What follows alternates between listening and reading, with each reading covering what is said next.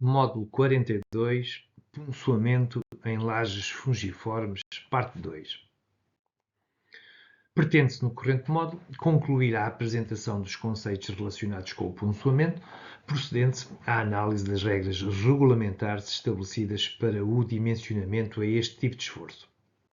Relativamente à verificação da segurança do punçoamento em lajes fungiformes, a questão que se coloca é como é que se procede a esta verificação. O procedimento de cálculo passa pelo cálculo da máxima tensão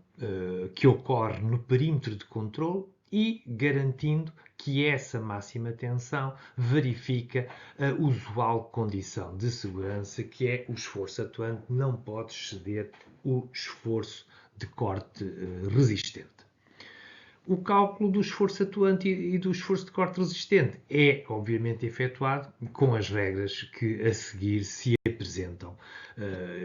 retiradas do Eurocódigo 2. Portanto, no caso de punçoamento centrado, a tensão de corte é admitida constante ao longo da secção de controle, sendo dada pelo valor do esforço transverso que passa da laje para o pilar, dividido pelo perímetro da secção de controle. Ou seja, o esforço de corte será então igual ao esforço transverso que passa da laje para o pilar, o VSD, dividido pelo perímetro vezes a altura útil. No caso do punçoamento excêntrico, a tensão de corte não é constante ao longo da secção de controle, sendo o valor máximo, que é o valor utilizado na verificação da segurança, afetado pelo valor do momento fletor. Bom, então vejamos as duas situações. No caso do punçoamento centrado, temos uma situação como há aqui presente, em que se admite que não há transmissão de momentos para os apoios, toda a flexão fica na laje. Consequentemente, temos um diagrama de esforço transverso e existe uma reação central no pilar central. Essa reação passa para a reação e será esta a reação aquela que irá condicionar o esforço de punçoamento. No que diz respeito ao diagrama de momentos, o diagrama de momentos é contínuo sobre os apoios e, no caso deste apoio central, será máximo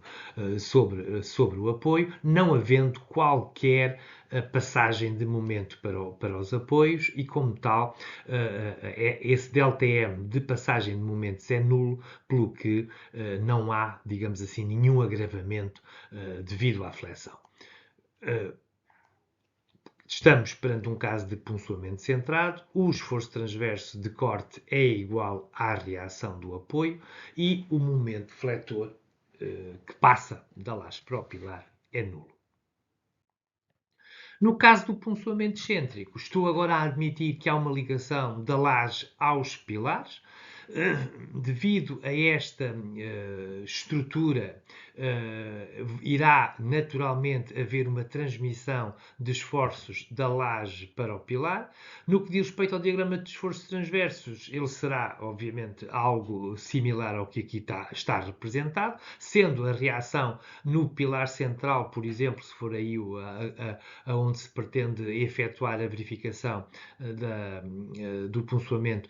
será esta reação que iremos ter em conta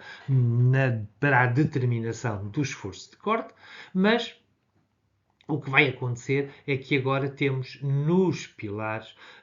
os momentos deixam de ser contínuos, há aquilo que se chama uma passagem de momentos da laje para o pilar, verificando-se, portanto, o salto entre os diagramas de momentos à esquerda e à direita do pilar. O ΔM deixa de ser zero, portanto, passa a ser diferente de zero, e estamos, portanto, na denominada situação de punçoamento excêntrico, ou seja, temos uma reação, temos um esforço de corte e temos um momento diferente de zero. No que diz respeito à resistência ao punçoamento, de acordo com o Eurocódigo 2, a verificação da segurança é efetuada com base nos seguintes valores de cálculo da tensão de ponçoamento, dada em megapascais, ao longo da secção de controlo considerada. O VRDC, que é o valor de cálculo da resistência ao ponçoamento de uma laje sem armadura de ponçoamento. O VRDCCS, que é o valor de cálculo da resistência ao ponçoamento de uma laje com armadura de ponçoamento. E o VRD máximo, que é o valor de cálculo da resistência máxima ao ponçoamento, avaliado sempre à face do pilar. Quais são então as indicações para o dimensionamento? As dimensões da laje e o pilar devem ser tais que não haja necessidade de colocação de armadura específica de ponçoamento e, como tal, o VSD deverá ser inferior ao VRDC para as cargas verticais totais. Se tal não for possível, deverá recorrer-se ao uso de capitéis, caso sejam esteticamente aceitáveis e, naturalmente, obtenham concordância de arquitetura, por forma a garantir, portanto, que se verifica aquela condição, que o VSD é inferior a VRDC, havendo naturalmente ainda a possibilidade ou a alternativa de aumentar a espessura global da laje. O dimensionamento de armaduras só deve ser adotado, ou só é permitido ser adotado, para a combinação de ações sísmicas. Proceda-se então agora à apresentação do modelo de cálculo preconizado pelo Eurocódigo 2 para a verificação da segurança ao ponçoamento em lajes fungiformes. Portanto, o procedimento de cálculo começa pela determinação da tensão atuante de corte, o VSD, na região no perímetro de controlo, e ao cálculo da tensão resistente, função, naturalmente, dos materiais e da espessura de laje adotada. E procede-se à comparação destes dois valores. Se o esforço atuante, o VSD, for inferior ao VRD, pois naturalmente a verificação está automaticamente verificada e o ponçoamento não constitui um problema para a laje. Se esta condição não é verificada, pois então haverá que redimensionar a laje ou o capitel e, consequentemente, se estamos a aumentar a espessura da laje, estamos a alterar o peso da laje e, consequentemente, os esforços atuantes e, logo, há que recalcular a tensão de cálculo atuante, ou, se aumentarmos só a espessura do capitel, haverá que recalcular a tensão resistente, o VRD, e proceder a nova verificação, se a verificação fica automaticamente garantida. Portanto, estaremos na situação do VSD menor que o VRD e, portanto, novamente alcançaremos a solução pretendida. No entanto, caso o VSD seja menor que o VRD e apenas para as combinações de ações horizontais, o Eurocódigo permite então proceder ao cálculo da tensão máxima admissível, o VRD máximo, e comparar, digamos assim, o esforço transverso atuante com este VRD máximo. E das duas uma, ou a verificação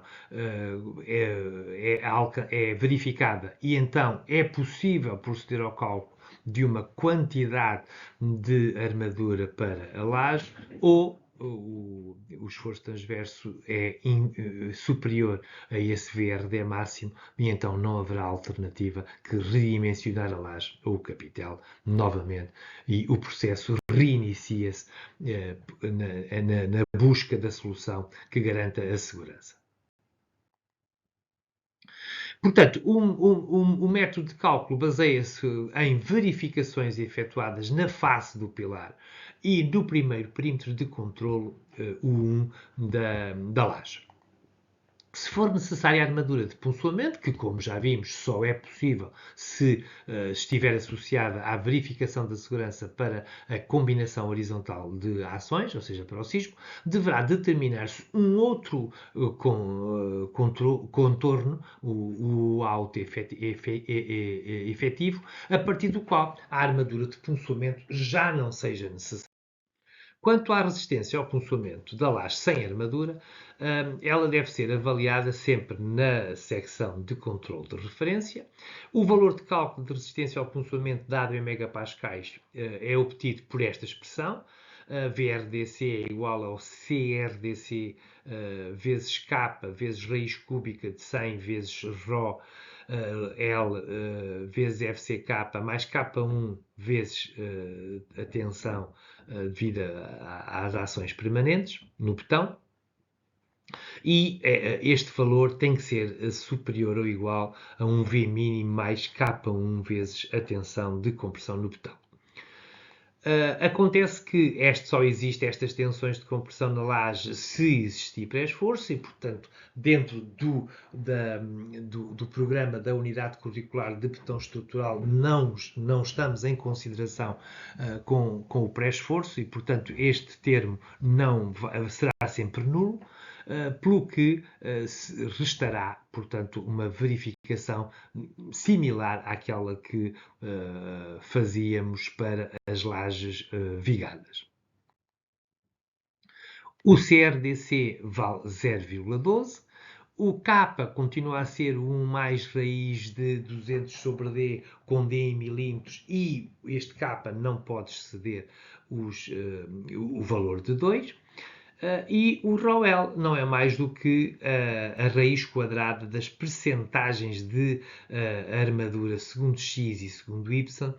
calculados como valores médios e considerando uma largura da laje igual à largura do pilar mais 3D para cada lado. E este valor não pode ser superior a 0,02, ou seja, a 2%. O K1 é considerado igual a 0,1 e o sigma CP já vimos, portanto, que é uma força de compressão no caso de existência de pré-esforço. Finalmente, o V mínimo, como já sabemos, é o 0,035 raiz de K ao cubo vezes FCK, com o FCK em megapascais. A resistência ao ponçoamento com armadura, que está estabelecido no parágrafo 645 do Eurocódigo, diz que caso o esforço atuante, portanto o VED, e faço referência a este VED, em que este índice E de Earthquake,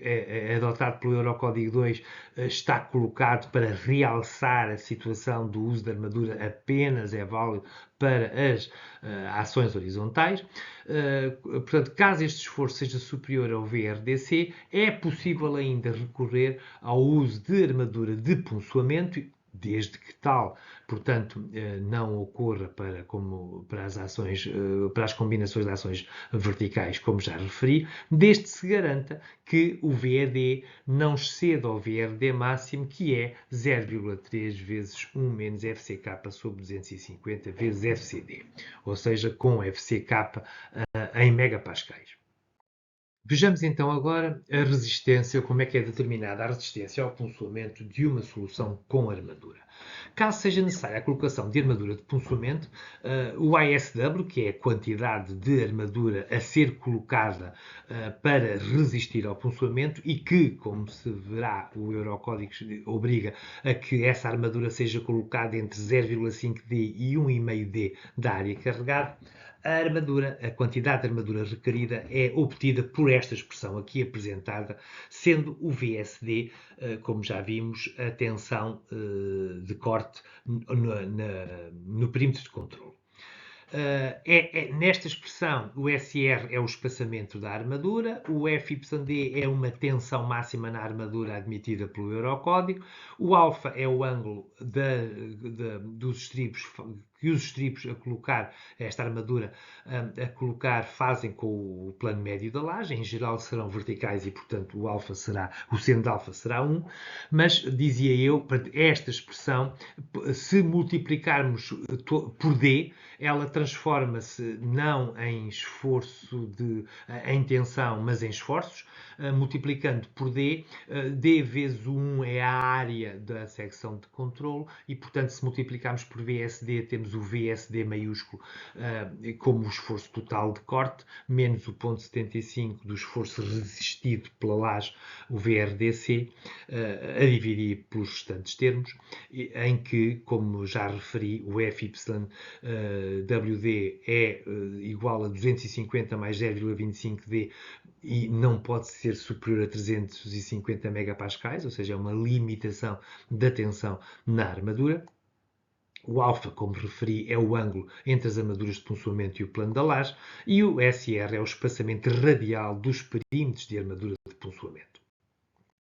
Ainda relativamente à armadura de ponçoamento, o Eurocódigo 2 possibilita que, no caso de se adotar apenas um único perímetro de varões, se possa atribuir o valor de 0,67 à relação D sobre SR, resultando, portanto, nesta simplificação da expressão, o que, mais uma vez, se multiplicarmos o VSD minúsculo os termos do numerador por 1 vezes D, ou seja, passamos de tensões para esforços globais e obtemos a expressão global de VSD menos 0,75 VRDC sobre o FYWD efetivo vezes o seno de alfa. Chamo a atenção que, portanto, esta expressão é similar à anterior. O resultado desta armadura é uma única, digamos assim, camada de estribos em redor do pilar. Relativamente, portanto, a esquemas de polimerização desta armadura de ponçoamento, a armadura é colocada em estribos, vistos em planta, eles são posicionados desta forma, de ambos os lados das facetas dos pilares, numa região entre 0,5 a 1,5D e espaçados não mais do que 0,75 de D, ou seja, 0,75 da altura útil. Em corte, cá está a distância dos estribos deverão começar entre a 0,5D da face do pilar e estar colocados até 1,5D. Se adotarem varões inclinados, a sua disposição deve ser aqui apresentada, em planta e em corte, em que, mais uma vez, a distância entre estribos não deve ser superior a 0,75D. Aqui, obviamente, se estamos a adotar estribos inclinados, o alfa deixará de ser diferente de zero. Outra possibilidade é, nas lajes fungiformes, amaciçar as regiões entre pilares. Estas regiões entre pilares funcionam como se fossem vigas embebidas e estas vigas, para estas vigas é usual, portanto, proceder à colocação de uma armadura de esforço transverso ao longo portanto, inseridas na laje, funcionando como armaduras de viga e resistindo ao ponçoamento também. É também usual nas regiões junto aos pilares colocar inclinados ainda uns estribos para melhor distribuir ou melhor resistir radialmente ao corte. Há ainda a possibilidade, caso os esforços transversos ou os esforços de corte sejam muito importantes nesta região, adotar soluções com recurso a pontes de conectores, que não são mais do que peças metálicas que se colocam apoiadas no pilar com varões de aço na vertical e que, portanto, impedem ou dificultam ou aumentam a resistência ao corte desta região. Portanto, o valor de cálculo do esforço atuante de ponçoamento, caso se trate de um ponçoamento centrado, já vimos que ele é obtido dividindo o esforço atuante pela área da secção de controle, que será o perímetro vezes a altura útil. No caso do ponçoamento excêntrico, existindo momento, haverá a tensão deixa de ser uniforme, haverá uma concentração de tensões de um dos lados do perímetro de controle, considerando-se que a tensão será igual à tensão média resultante do esforço transverso ou do esforço de corte multiplicado por um coeficiente beta que traduz essa amplificação associada ao momento. Esta amplificação pode ser determinada de forma ou avaliada de forma simplificada através do seguinte modelo preconizado pelo Eurocódigo 2. Portanto, no caso de estruturas em que a estabilidade lateral não depende do funcionamento como pórtico das lajes e dos pilares e em que os vãos dos tramos adjacentes não diferem mais do que 25%, o Eurocódigo permite a utilização direta de valores de beta obtidos de acordo com as regras aqui preconizadas. É um método simplificado de avaliação, portanto, do acréscimo da tensão de corte devido à excentricidade do carregamento. Portanto, se trata de um pilar central, o beta a considerar será de 1.15. Caso se trate de um pilar lateral, mas não de canto, será o beta igual a 1.4. Caso se trate de um pilar de canto, o beta a considerar será 1,5. Como é que se pode, no entanto, determinar mais corretamente este coeficiente beta em pilares? Bom, no caso de pilares interiores e para pilares retangulares com excentricidade numa única direção, o valor de beta pode ser obtido por esta expressão de 1 mais k vezes MSD sobre VSD vezes o perímetro de controle dividido pelo momento estático, digamos assim, da área carregada, o W1. Com o W1 dado por esta expressão, em que C1 e C2 não são mais do que as dimensões do pilar, as dimensões, portanto, C1 a dimensão que se opõe à flexão em causa, e o K da expressão inicial é obtido função, naturalmente, das dimensões do pilar. E, portanto, conhecido as dimensões do pilar, sabemos a relação entre elas, conhecida a relação entre elas, com recurso à tabela e por interpolação, se necessário, é obtido o K, e calculado o W1 portanto, atendendo às dimensões do pilar e à altura da laje, é possível obter o beta daquela expressão. Caso os pilares tenham excentricidade em duas direções, o valor de beta preconizado pelo Eurocódigo 2 é dado por esta expressão, em que o EX e o EY são as excentricidades segundo as direções x e y respectivamente, e o BX e o BY são as dimensões dos pilares, dos perímetros de controle, peço desculpa, que se opõem, no fim de contas, às respectivas excentricidades. Passando agora à hipótese dos pilares serem circulares, o Eurocódigo preconiza que o valor de beta pode ser obtido por esta expressão, portanto, 1 mais 0.6 vezes π